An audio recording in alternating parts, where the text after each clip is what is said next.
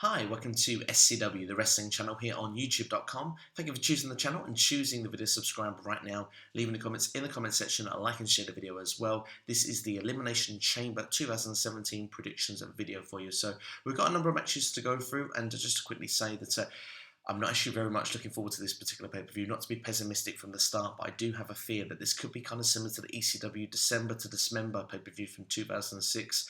It feels like it's a bit of a one-match card for me, and I am a little bit worried about that undercard. I'm not so sure how it's going to take, but hopefully I'm going to be proven wrong. But it doesn't feel like there's so much beneath, and it does show that there's not enough roster depth on the SmackDown Live side once you take the main 6 guys, 7 guys of the roster, and you kind of put them in. We've got 6 of the main ones in the main event here with the card.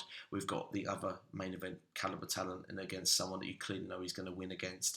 For me, it kind of feels like this is going to be a pay-per-view that we're perhaps not going to remember much come towards the end of the year. But hopefully, it's not going to be so bad when we come to watching it, and WWE will pull one out of the park. We'll knock one out of the park here, but we'll have to wait and see. But anyway, let's get straight into it. Let's give the predictions then. Anyway, we're going to start with the handicap match for you now. And I'm not aware of any pre-show matches, so I'm going to go straight with just the main card for this particular predictions video. But the handicap match is Dolph Ziggler going to be taking on Apollo Crews and Kalisto. Now, the build-up for this one has been okay as such. I mean, Dolph Ziggler with his heel turn, he's going to need some momentum. He's been losing quite a few matches still on this singles run, and he's actually lost to both Kalisto and Apollo Crews here. But with the fact it's meant to seem like a punishment after he's been attacking them both with steel chairs, I feel somehow this heel Dolph Ziggler is going to start getting some momentum going into WrestleMania somewhere, and I feel that he's going to somehow sneak away with a victory on this particular pay-per-view match. So Dolph Ziggler to pick up the win, whether it's by cheating or not. Next, we will look at the first of 3 women's matches. Becky Lynch against Mickie James. It seems that this is not going to go all the way to WrestleMania, but how is this one going to come and pull through? I feel Mickie James is here to put some of the talent over. I mean, Becky Lynch has been someone that's suffered over the last sort of 12 months of losing to a lot of the big matches, and I feel that although she's been SmackDown Women's Champion, she's lost the belt now. She seems to have lost a lot of momentum. I still feel that that WWE are not going to want her to be completely derailed. So I'm going to go for Becky Lynch to pick up the victory here over Mickie James. She's here after all, I think, as an enhancement talent. I don't think she's going to be going towards the top of the women's division.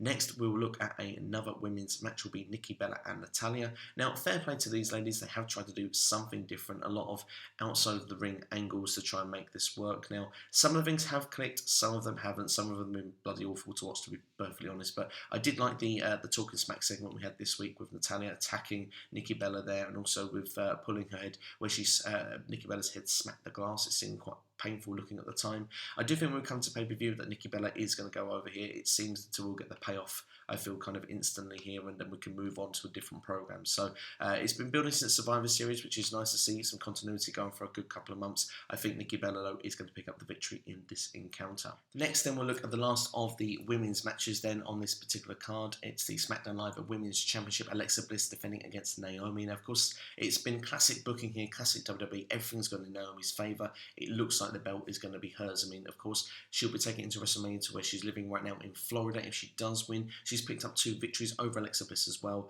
This makes me think it's going to be quite clearly where the heel has got to get some momentum back now, and I think it's just a simple, classic, old school booking of WWE. Make someone look so strong so that they cannot be beaten, and it comes to the pay-per-view, and then they will lose. So my pick here is Alexa Bliss, and I think Alexa Bliss should win this match. She's done a great job as the SmackDown Women's Champion. I think right now she's definitely one of the top 3 competitors in the women's division in all of WWE. She's really building some good momentum, and I think that she's more deserving of walking into WrestleMania holding that championship. Next, then, we're going to look at another match on SmackDown Live's Elimination Chamber review. We're going to look at Luke Harper versus Randy Orton. One of the megastars here, the Royal Rumble winner, Randy Orton. It seems like this match for me could have just had something, a little bit extra spice just to make it go, because it's quite clear Randy Orton's going to win this particular match. Although I'm impressed with Luke Harper with his skills, I mean, he's now hoping to have a chance to shine. You can see with his promo this past week on SmackDown Live that actually he's pretty good when it comes to talking. He should perhaps be given even more time to do his thing, really. But let's be clear, he's not going to be winning against the Royal Rumble winner in this particular encounter. So for me, it can only be a Randy Orton victory. Next then, let's look at the SmackDown Live Tag Team Championships. It's Tag Team Turmoil. So 2 teams are going to start, and then as one team is eliminated, another team will come out. So it's kind of like luck of the draw, almost like a Royal Rumble style encounter, but actually someone has to lose for someone new to come in. I think it's going to be quite early in the card as well, this one. American Alpha, the SmackDown Live Tag Team Champions, are going to be defending their belts against Heath Slater and Rhino, Breezango, The Ascension, the Vaudevillains, and the Usos. Now, if I had to have my little prediction here, it all depends where American Alpha are going to be placed in the draw. Now, I did have this sneaky suspicion that maybe there could be one extra team added into Tag Team Turmoil, because the idea is that something's got to build towards WrestleMania here. It can't be just all plain sailing. So it does make me wonder, if American Alpha start the match, I feel they might actually lose it. We may see the Usos walk away, because they still haven't done the full American Alpha Usos, program on WWE. It's been building kind of similarly ever since the brand extension started. So I do wonder if that could happen and the Usos could walk away. I also wonder if this could be the time that the Revival could be brought in, and we could see American Alpha versus the Revival come WrestleMania. But I'm not going to get too ahead of myself. Of course, I see the Revival have actually got the program started with, the Authors of Pain on the NXT programming. So chances are the Revival aren't coming up just yet.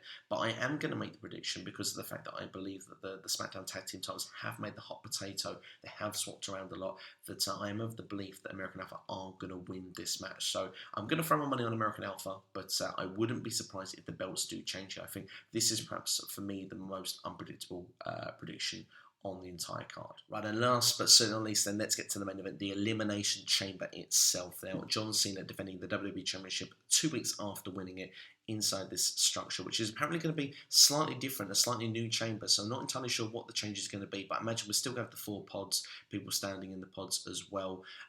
We've got Cena defending against AJ Styles. We've got the Intercontinental Champion Dean Ambrose, Bray Wyatt, Baron Corbin, and The Miz. Now, I'm going to make the prediction. I think Cena's going to start the match here. I think this is going to be the way to make Cena look semi-weak, and I think AJ Styles may start with him as well. We're used to seeing the company guys always start this match, and normally it's like the mid-cards. So normally I would say it would be Ambrose and The Miz, but I do feel here that actually these guys are going to be in the pods for, and so I think that they're going to start with 2 people that were the SmackDown Live main event for the Royal Rumble. So it kind of gives a closing for these 2 on the chapter as well. They have the time in the ring against each other, and I just feel that this way as well, it makes it clear that maybe these 2 won't win, because my prediction is Bray Wyatt. Unsurprisingly, I think a lot of people have the same prediction. Bray Wyatt versus Randy Orton, WrestleMania WWE Championship. It seems nailed on.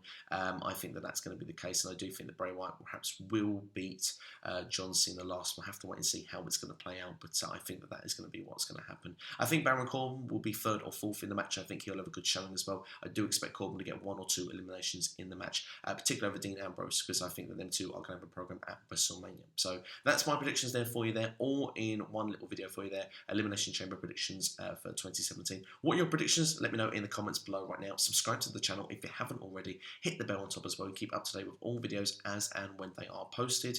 And I hope you've enjoyed this particular video, and do enjoy Elimination Chamber. I'll see you next time here on YouTube.com. This is SCW, the Wrestling Channel.